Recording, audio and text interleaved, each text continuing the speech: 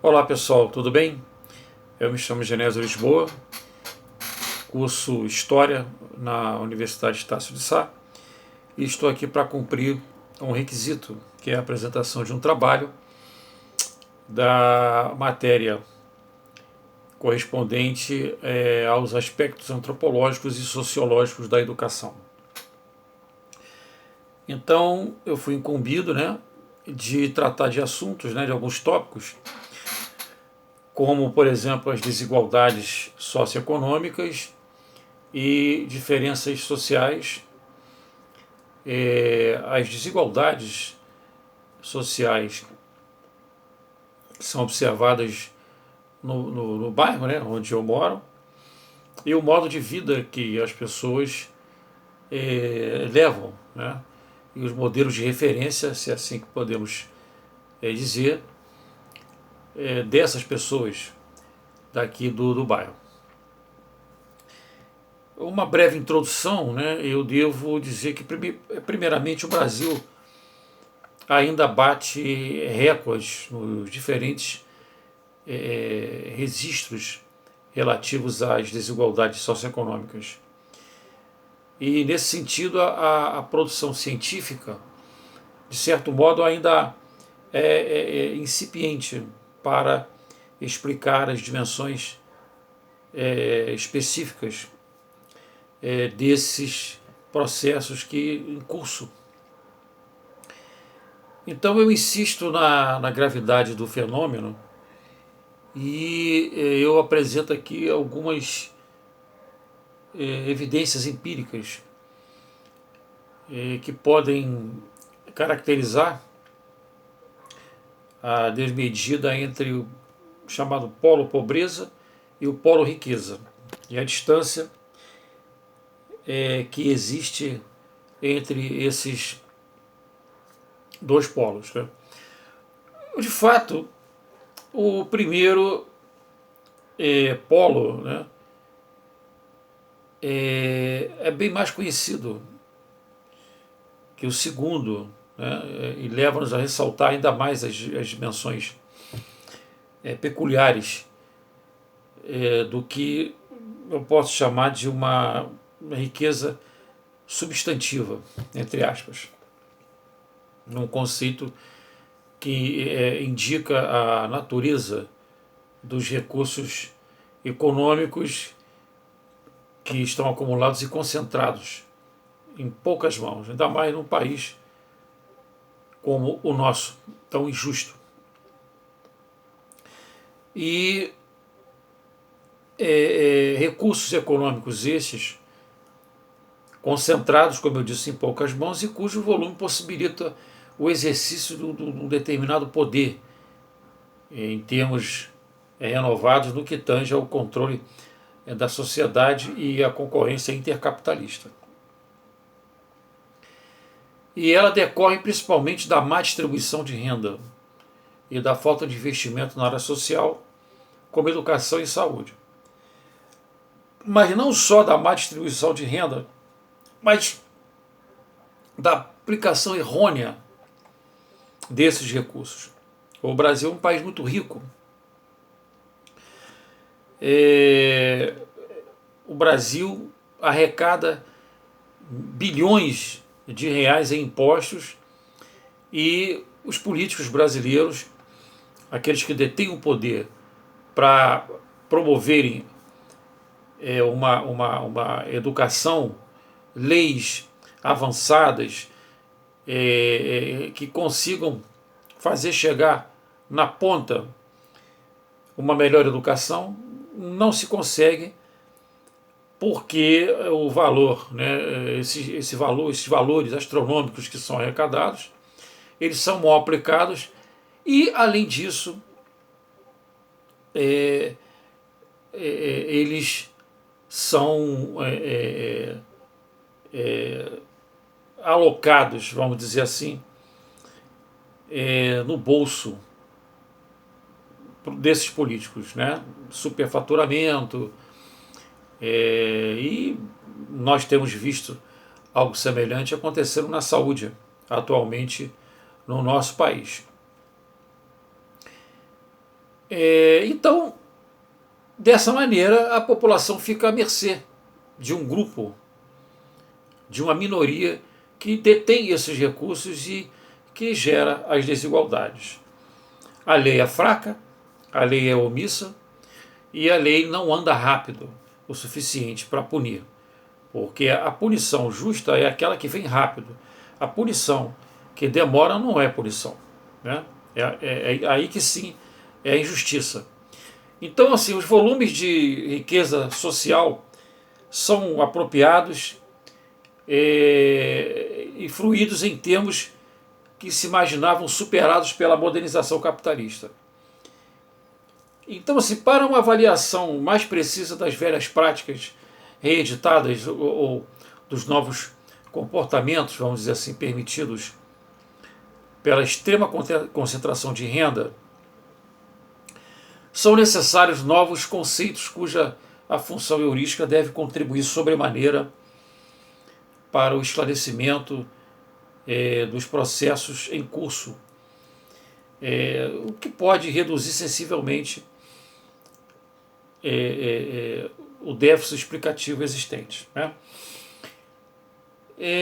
Outra coisa também, a insuficiências teóricas e a existência de preconceitos, muita dificuldade material que bloqueia o avanço do conhecimento sobre as questões candentes da sociabilidade brasileira, sobre os elementos estruturantes que possam e que definem, melhor dizendo, as percepções sobre as desigualdades existentes no nosso país, sobre a legitimidade das situações de poder e sobre as correlações de força que configuram as lutas sociais do povo brasileiro. Então, a desigualdade e a pobreza, nas últimas décadas, em virtude do trunfo, vamos dizer assim, do mercado sobre a sociedade, né, sociedade altamente consumista, capitalista, ela tem aumentado significativamente tanto nas sociedades desenvolvidas quanto nas sociedades periféricas. Né? E é evidente que nos países industrializados, os mais ricos, sobretudo na Europa, nos Estados Unidos e alguns países como Japão, a pobreza ela tende a acentuar-se através de formas modernas de exclusão social, atingindo o que eu posso dizer muito mais jovens do que no passado, e ao mesmo tempo em que a mobilidade social tende a se reduzir. E além disso, o nível de vida dos pobres dos países desenvolvidos, né, como mesmo degradante, ela é superior, muito superior aos pobres naqueles ditos países subdesenvolvidos, principalmente na América do Sul e em muitos países da África. Então, desta forma, no conjunto das ações, a pobreza absoluta se encontra, em sua maioria, nesses últimos países. Então, vamos falar alguma coisa sobre o meu bairro. Eu moro no Recreio de Bandeirantes, e o Recreio de Bandeirantes é um dos bairros do Rio de Janeiro que tem uma das maiores concentrações de escolas por metro quadrado. Ao que eu conheça, nós devamos ter aqui em torno de 35 a 40 escolas particulares e uma escola municipal e uma escola estadual. Olha só a diferença. Isso reflete a condição financeira do bairro. E tem mais um detalhe. Eu fiz uma pesquisa, não por causa do curso, porque o curso eu comecei tem pouco tempo, mas quando eu fui matricular um filho meu, eu percebi que a quantidade de alunos aqui, de menores que fazem o ensino básico, principalmente fundamental 1 e 2, ainda faltam candidatos para complementar a vaga nessas escolas. Existem escolas aqui do ensino fundamental 1, por exemplo, do quinto, sexto ano, que você tem uma turma de manhã, uma turma de tarde, 2 turmas de manhã, uma de tarde.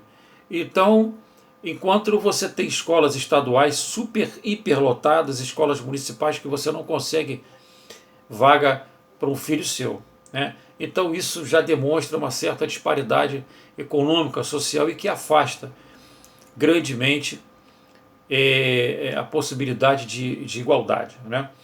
E fora isso, a infraestrutura, a diferença de infraestrutura e serviços associados ao ensino, merenda escolar, uniforme, local para se comprar material escolar, biblioteca, computadores, e o tempo de permanência na escola, né?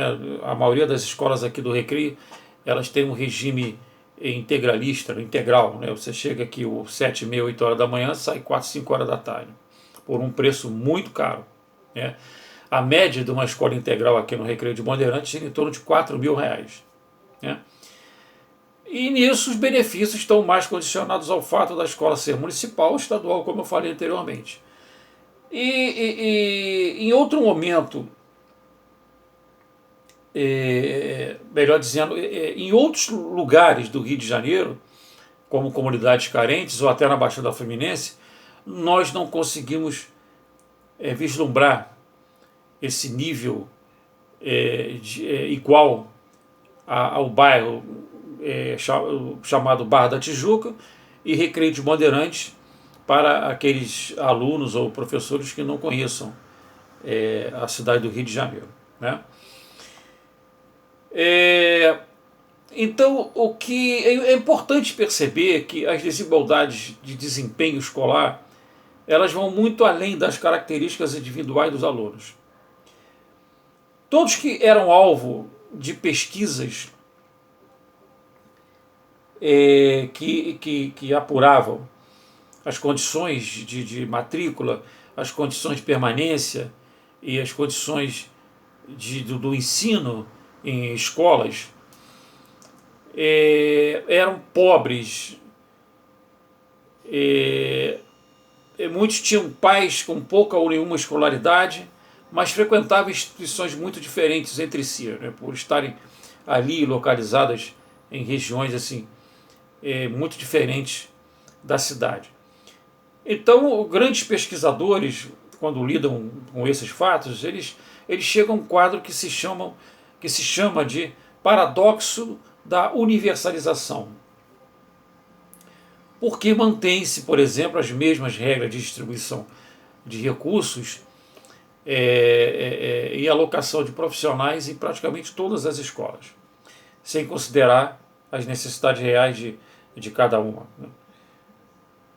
E você, professor, como você vê a questão da diferenciação entre as escolas particulares e públicas? É possível compensar as desigualdades com um ou outro tratamento, se confrontando com escolas de áreas periféricas? Então aqui fica a minha exposição e alguns questionamentos. Muito obrigado e tenham todos uma boa tarde.